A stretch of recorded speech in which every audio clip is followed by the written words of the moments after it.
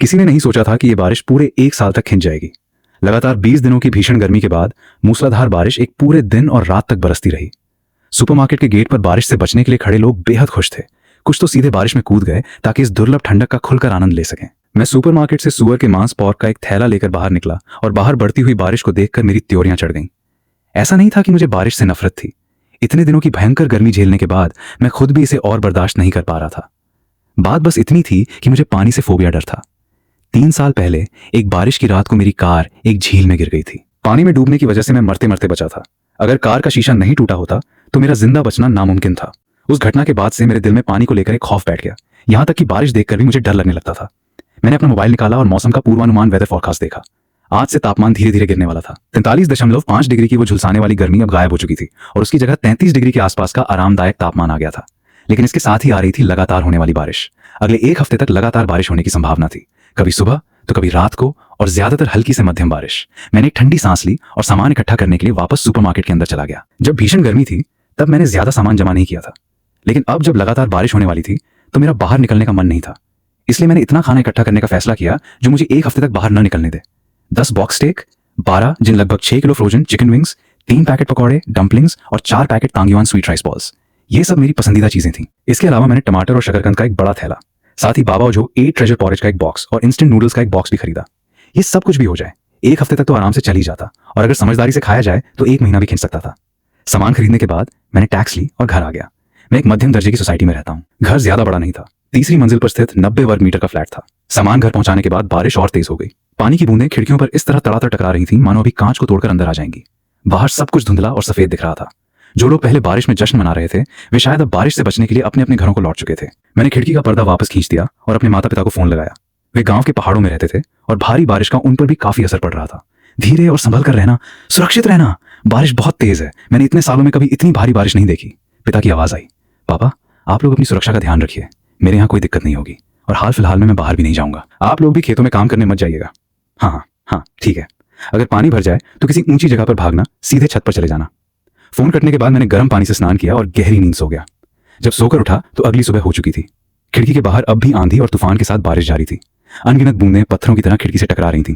बारिश रुकी नहीं थी, बल्कि अभी भी मूसलाधार बरस रही थी। आमतौर पर ऐसी भारी बारिश ज्यादा देर नहीं टिकती, कई बार तो सिर्फ आधे घंटे में खत्म हो जाती है।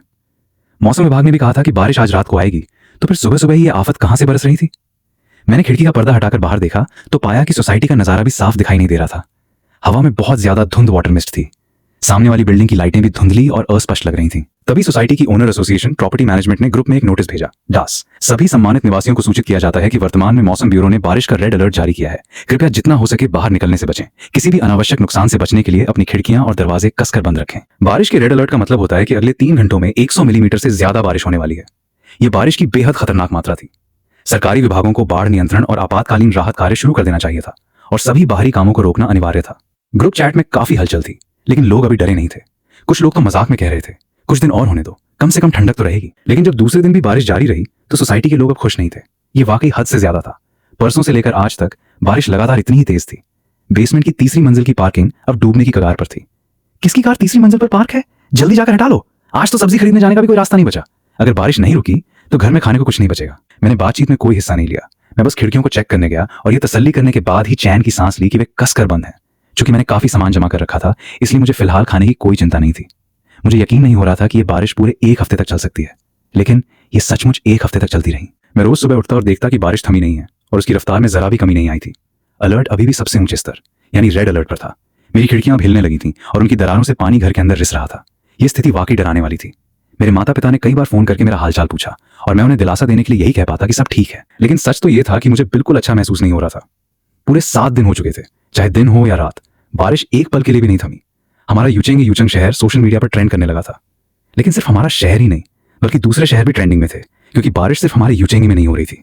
यूचेंगी तो बस उन शुरुआती भाग्यशाली शहरों में से एक था। मैंने इंटरनेट पर इससे जुड़ी जानकारियां खोजी तो पता चला कि यूरोप, दक्षिण पूर्व एशिया और उत्तरी अमेरिका में भी लगातार बारिश शुरू हो चुकी थी। ये बेहद असामान्य था। जब मैं पढ़ाई करता था तब मैंने जीवों के सामूहिक विनाश, मास एक्सटिंक्शन के इतिहास पर रिसर्च की थी। मुझे अच्छी तरह याद था कि पृथ्वी पर एक बार 20 लाख 2 मिलियन सालों तक लगातार बारिश हुई थी, जिसके बाद पूरा इकोसिस्टम बदल गया था और डायनासोरों का उदय हुआ था। मैं खुद पानी से डरता था और मेरा दिमाग बहुत आगे की सोचने लगा। मैंने अनजाने में ही इस बारिश की तुलना उस 20 लाख साल पुरानी बारिश से कर दी। ग्रुप चैट में वापस देखा तो सोसाइटी के लोग अब एक दूसरे की मदद कर रहे थे। जिसके घर में आलू थे वो इंस्टेंट नूडल्स से बदल रहा था, जिसके पास सुअर का मांस था वो सब्जियों से सौदा कर रहा था। मेरे पास अभी भी काफी सामान बचा हुआ था क्योंकि इन दिनों मैंने बहुत कम खाया था और खाना बनाने में ज्यादा वक्त नहीं लगाया था। फ्रिज में काफी मांस था जिससे एक और हफ्ता आराम से कट जाता। लेकिन अगर बारिश अगले एक हफ्ते और जारी रही तो क्या हमारा युचेंगी शहर पूरी तरह ठप नहीं हो जाएगा? मैं फिर से खिड़की के पास बाहर देखने गया, लेकिन अभी भी कुछ साफ नहीं दिख रहा था।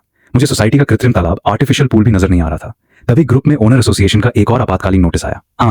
आपातकालीन सूचना, कृपया पहली मंजिल फर्स्ट फ्लोर के सभी निवासी अपने फर्नीचर और कीमती सामान को तुरंत सुरक्षित स्थानों पर शिफ्ट करें। इस समय सोसाइटी का एक बड़ा हिस्सा डूब चुका है और पानी पहली मंजिल तक पहुंचने की पूरी आशंका है। ये नोटिस आते ही हर कोई सन्न रह गया। तो फिर अंडरग्राउंड पार्किंग तो पक्का अब एक वाटर डैम बन चुकी होगी। हमारी सोसाइटी का इलाका तो काफी ऊंचाई पर है, ये कैसे मुमकिन है? एक हफ्ते से मूसलाधार बारिश हो रही है, कोई भी जगह डूब सकती है। मैंने अभी फायर डिपार्टमेंट को फोन किया था, लेकिन लाइन व्यस्त आ रही है। हर तरफ सब कुछ अस्त व्यस्त हो चुका है। मैंने सुना है कि डोंगजुए इलाका तो अब समंदर बन चुका है। मेरा दिल भी जोरों से धड़कने लगा।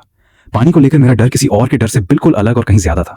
मुझे डर था कि कहीं पानी मेरी तीसरी मंजिल तक ना आ जाए और मैं यहाँ एक जाल में फंसे चूहे की तरह बंद होकर रह जाऊं और उस खौफनाक पानी के डर को दोबारा महसूस करूं। ओनर एसोसिएशन के इस इमरजेंसी नोटिस के बाद मैं शांत नहीं बैठ सका। खाना तो कुछ समय और चल जाता, लेकिन मुझे सच में तीसरी मंजिल तक पानी आने का डर सता रहा था। मुझे अपने पिता की बात याद आई, अगर पानी भर जाए तो छत पर चले जाना। शायद उस पुराने हादसे का असर मेरे दिमाग पर बहुत गहरा था, इसलिए मैं सचमुच छत की तरफ भागने लगा। हमारी बिल्डिंग में कुल 31 मंजिलें थीं। मैं लिफ्ट से सबसे ऊपरी मंजिल पर पहुंचा। मैंने वहां बने 6 फ्लैटों पर एक नजर डाली। 6 में से 5 फ्लैट बिक चुके थे, सिर्फ आखिरी फ्लैट खाली था। हालांकि उसका लोहे का दरवाजा लगा हुआ था, लेकिन दरवाजे पर अभी तक इंटीरियर डेकोरेशन का कोई लाइसेंस नहीं चिपका था। मैंने उसे खोलने की कोशिश की, लेकिन जाहिर है वो बंद था और नहीं खुला। लाचार होकर मुझे वापस तीसरी मंजिल पर आना पड़ा, इस उम्मीद में कि वो लोहे का दरवाजा खुला होता। उस रात मैं ठीक से सो नहीं पाया, बस लेटे लेटे आधी अधूरी नींद में खोया रहा। मेरे दिमाग में बार बार वही पुरानी घटना घूम रही थी, जहां मैं कार के अंदर पानी में डूब रहा था और अंत में वो दृश्य एक भयंकर बाढ़ में समा जाने के खौफ में बदल गया।